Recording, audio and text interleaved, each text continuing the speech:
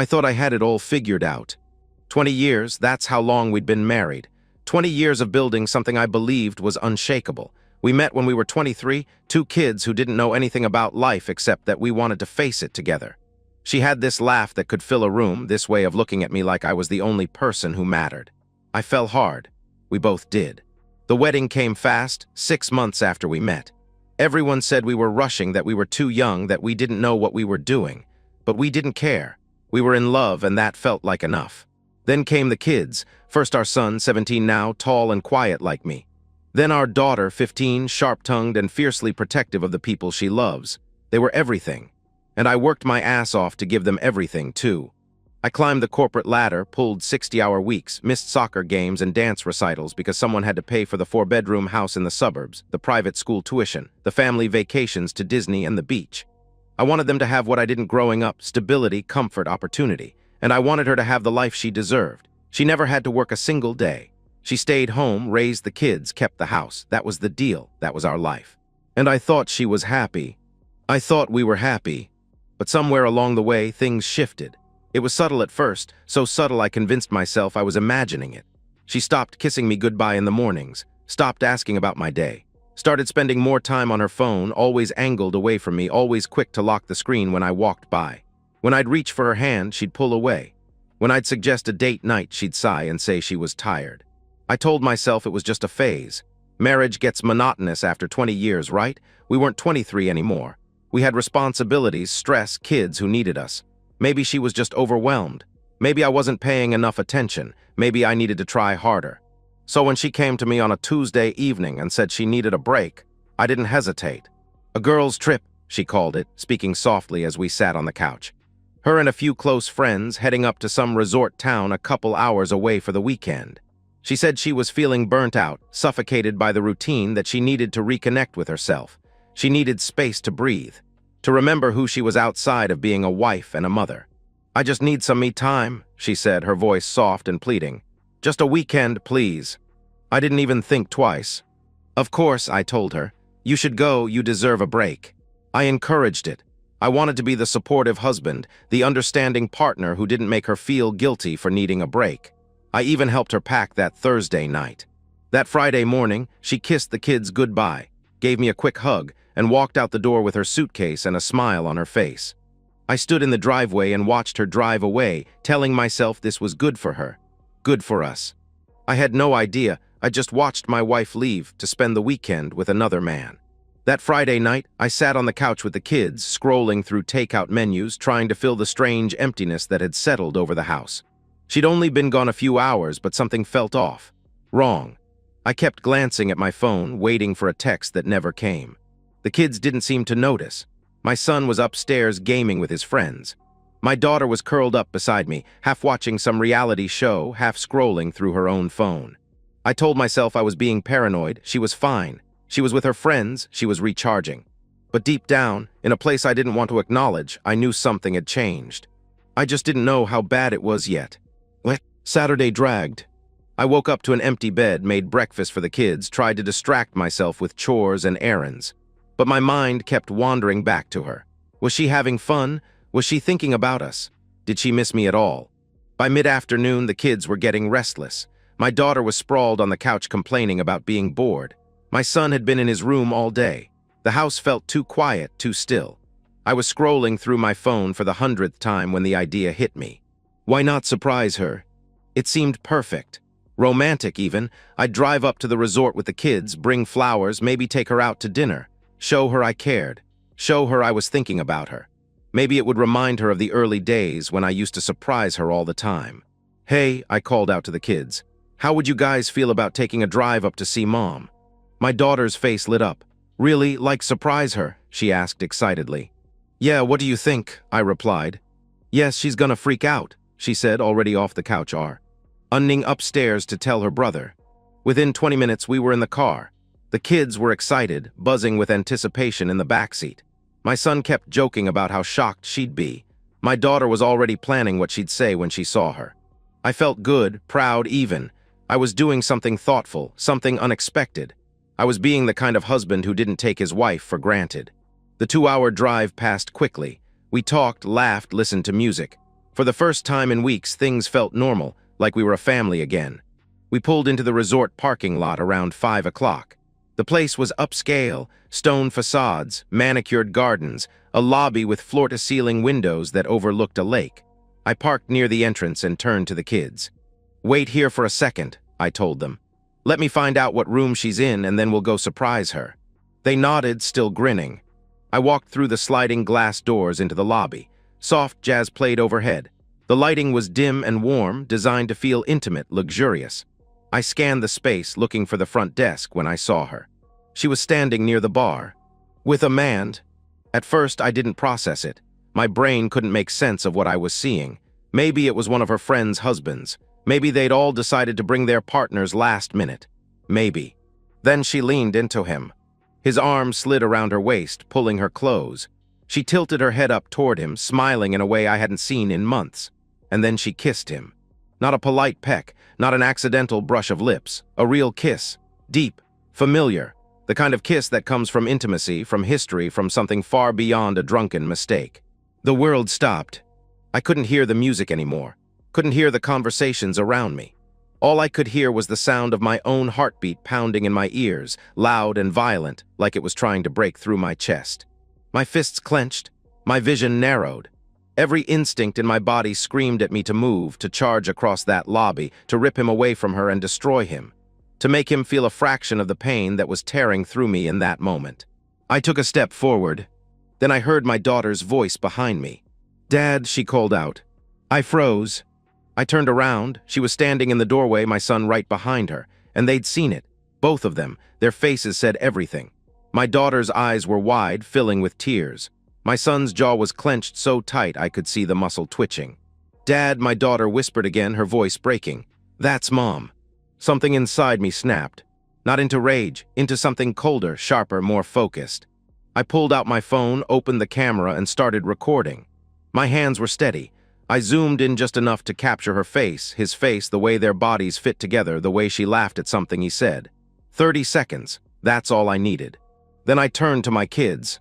"Let's go," I said quietly. My daughter grabbed my arm. "Dad, wait, we should," she started to say. "We're leaving now," I cut her off. I didn't look back. I walked out of that lobby with my head high and my jaw set, my kids trailing behind me in stunned silence. The 2-hour drive home was the longest of my life. My daughter cried quietly in the backseat, her face pressed against the window. My son stared straight ahead, saying nothing, his hands balled into fists on his lap. I gripped the steering wheel so hard my knuckles turned white, my mind racing with images I couldn't unsee. Her, him, the kiss, the smile, the ease of it all like I didn't exist, like 20 years meant nothing. When we finally pulled into the driveway, I turned off the engine and sat there for a moment, staring at the dark house. Then I looked at my kids in the rearview mirror. "I'm filing for divorce," I said quietly. "I'm not letting her do this to us." My daughter wiped her eyes and nodded. My son looked at me, his voice low and hard. "Good," he said. "What?" I didn't sleep that night. While my kids were upstairs, my daughter crying herself to sleep, my son locked in his room with his headphones on, I sat in my home office with my laptop open and my mind on fire. She was still at the resort, still with him. She had no idea I knew, no idea I'd seen her, no idea the clock had just started ticking on the end of her comfortable life.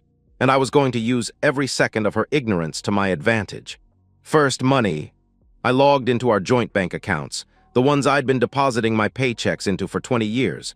Every dollar in there had come from me. My work, my sacrifice, my 60-hour weeks and missed family dinners. She hadn't contributed a cent. I transferred everything, every last dollar, into a new account in my name only, checking, savings, the emergency fund, gone. Then I moved to the credit cards. I called each company, removed her as an authorized user, canceled Ev. Every card she had access to. Within 2 hours, she was financially cut off. If she tried to buy so much as a coffee Sunday morning, the card would decline. I wanted her to feel it immediately. I wanted her to panic. Second, legal protection. I wasn't going to make a single move without covering myself. Early Sunday morning, before the sun came up, I called a divorce attorney a colleague had recommended, someone known for being ruthless and thorough. I left a message. He called me back within an hour. "I need an emergency consultation," I told him. "Monday morning, first thing." "What's the situation?" he asked. My wife's having an affair. I have video evidence, and I want full custody of my kids, I answered. There was a pause, then he replied, I'll see you at 8 a.m. I spent the rest of Sunday documenting everything. I uploaded the video to a secure cloud folder. I wrote down the timeline, when she left on Friday morning, where she went, who she said she was with. I pulled up our financial records, showing years of me supporting her while she contributed nothing. I screenshotted her text messages from Friday morning, the ones where she'd told me she loved me and would miss us. Every detail, every lie, every piece of evidence I'd need to bury her in court. Sunday afternoon, I sat down with my kids. We gathered in the living room, the three of us, and for the first time since Saturday, I let myself see the damage. My daughter's eyes were swollen and red. My son looked hollow, like something essential had been carved out of him. I'm not going to sugarcoat this, I began. What you saw yesterday, that was real. Your mom had an affair, she lied to us, and I'm ending the marriage. My daughter's lip trembled. What about us? She asked softly. I'm going to fight for full custody, I told her. You won't be forced to see her if you don't want to. You won't be forced into a relationship with her. That's your choice. I don't want to see her, my son said, his voice flat and cold. Not ever. My daughter hesitated, then nodded. I don't either, not right now, she added quietly. I pulled them both into a hug. They held on tight, and for the first time since this nightmare started, I felt something other than rage. I felt purpose. I was going to protect them, no matter what it took. All weekend, her phone stayed silent. No calls, no texts, too busy with her lover to check in on her family. But Sunday night around 9 o'clock, my phone finally rang. Her name lit up the screen. I stared at it for a long moment, letting it ring. Then I answered. Hey babe, she said brightly, her voice cheerful, like nothing was wrong. Just calling to say hi, I miss you guys, how are the kids? My jaw tightened. I could hear the lie in her voice, the performance. I kept my tone calm, measured. I'm glad you're having fun, I replied, because I brought the kids up there yesterday to surprise you. Silence. And we saw you, I continued. We saw you kissing him. More silence. Then frantically she stammered, Wait, what? No, babe, that wasn't. I don't know what you think you saw, but... I recorded it, I cut her off. I have video, the kids saw it too. They're done with you. Her voice cracked. Please let me explain, she begged. There's nothing to explain, I said coldly. I've canceled all the cards, I've pulled my money out of the accounts. I've already spoken to a lawyer, don't bother coming home. You can't do this, she cried, her words tumbling over each other. Please, just listen to me. I just did. Goodbye, I said and hung up. 10 seconds later, my phone started buzzing with texts. I ignored the first few, then I opened them. Please, you don't understand. It was a mistake. I was confused. It didn't mean anything. You didn't see what you think you saw. That wasn't me. I stared at that last message for a long moment. Then I opened the video. I hit send. Her response came a minute later. No more texts after that. What? Monday morning, 8 a.m. sharp, I walked into the law office.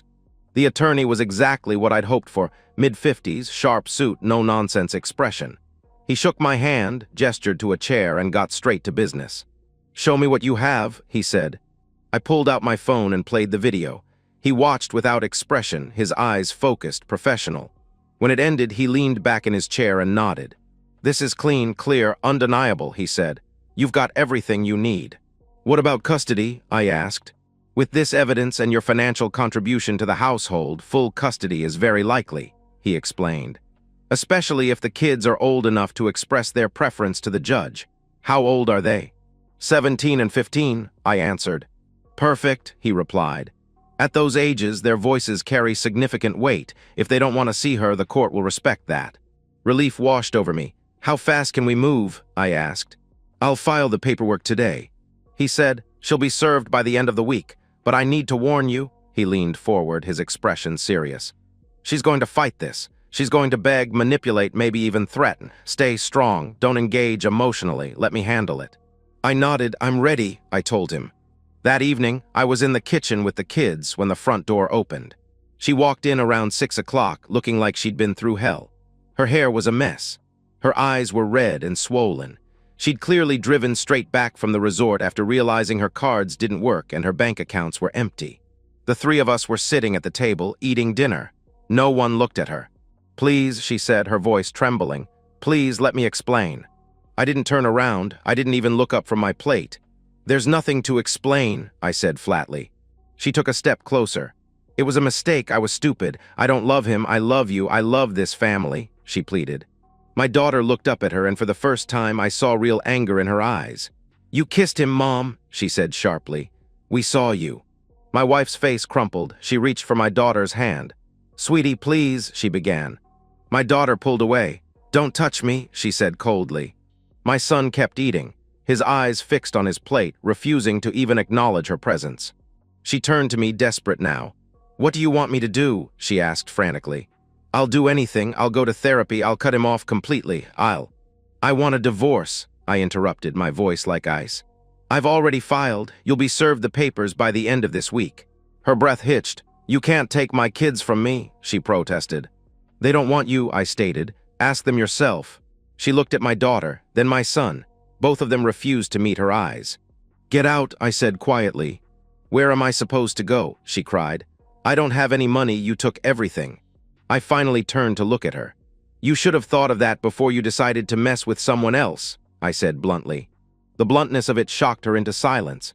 She stood there, trembling, mascara streaking down her face, looking like a stranger. "This is cruel," she whispered. "No," I replied quietly. "This is justice." She left that night. I heard later she stayed with one of her friends, one of the same friends who'd been on the girls' trip. But within days, word spread. The friend's husband found out about the affair and was furious his wife had enabled it. My wife was kicked out again. She tried calling her lover. He blocked her. Turns out he was in it for the thrill, not the consequences. She was alone. The divorce was finalized 4 months later. I got full custody. The judge listened to my kids, heard their voices, their pain, their choice, and ruled in my favor. She was granted supervised visitation, but only if the kids agreed to see her. They didn't. She lost the house, lost the lifestyle, lost everything she'd taken for granted for 20 years. Because she'd never worked a day in her life, she had no resume, no skills, no marketable experience. She ended up in a small apartment an hour away, working as a cashier at a grocery store. Minimum wage, no benefits, no safety net. Her friends distanced themselves. Her family was disappointed. Her lover had vanished the moment things got real. She'd become a cautionary tale, the woman who threw away a good marriage for a weekend fling. Meanwhile, I focused on my kids. We started family therapy. My daughter slowly began to heal, though some nights I still heard her crying in her room. My son threw himself into basketball, channeling his anger into something productive. They didn't talk about their mother much. When they did, it was with a strange mix of anger and indifference. She'd become a ghost in their lives. As for me, I didn't feel victorious. I felt empty. I'd done what I had to do, protected my kids, stood up for myself, refused to be disrespected.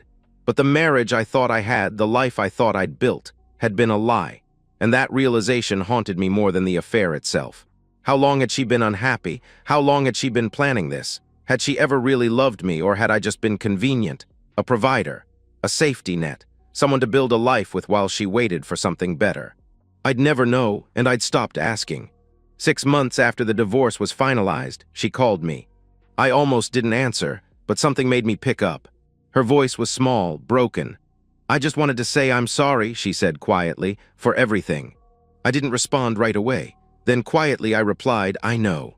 "Do you think," she hesitated, "do you think the kids will ever forgive me?" she asked. "I don't know," I answered honestly. "That's up to them." She started crying. "I ruined everything," she sobbed. "Yes," I said simply, "you did." She hung up. I sat there in my living room, staring.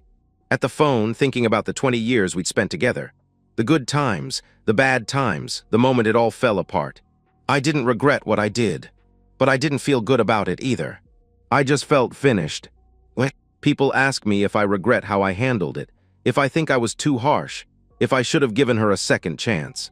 The answer is no.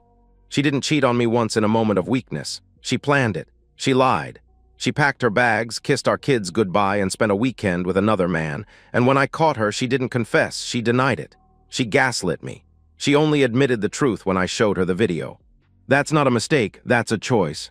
So no, I don't feel bad. I protected my kids, I protected myself, and I made sure she understood that actions have consequences. She lost everything because she gambled everything, and she lost. I'm not the villain in this story. I'm just the man who refused to be a fool. I don't know if I'll ever trust anyone again. Maybe I won't.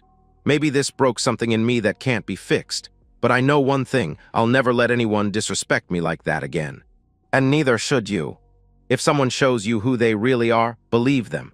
Don't make excuses, don't rationalize, don't convince yourself it'll get better. It won't. Some bridges once burned can never be rebuilt, and some people don't deserve a second chance. I learned that the hard way, but I learned it. And so, we've reached the end of today's story. Was it what you expected, or did it take a twist you didn't see coming? I'm curious to hear your thoughts. Share them in the comments below, and let's get a conversation going. If this story kept you hooked, make sure to hit that like button. And if you're new here or just haven't subscribed yet, now's the perfect time to join our community. I bring you fresh, captivating stories every day, so click that subscribe button and turn on notifications so you never miss out. Thanks for watching, and I'll see you in the next one.